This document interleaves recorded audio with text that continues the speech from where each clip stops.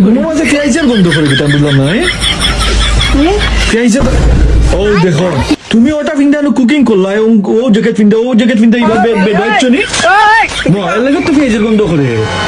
কিতা করতাম তে আমার বেটি ঠান্ডায় ভালো লাগে না, রান্দি আইছি হিটার একটা সারো না নইও আমার ঠান্ডা একবারে লাগে খলচের ভিতরে আমাই গেছে।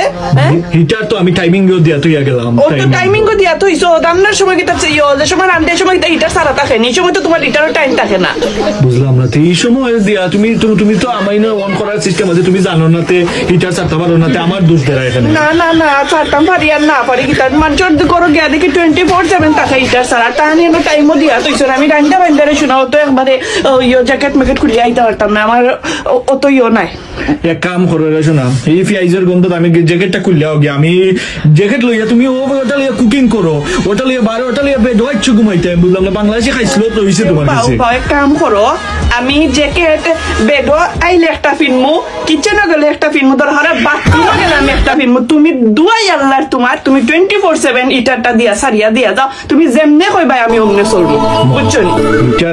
হিটারের লগে আমার আরো খরচ হইব, বাদে জ্যাকেট একটার বাদে একটা কিনে দেওয়া লাগবে। আমি বেডে ঘুমাইলাম না, বাংলাদেশে খাইছিল হইছে তোমার, বুঝলাম না এটা কোন ধরনের আওয়াজ দেখো জানে আমি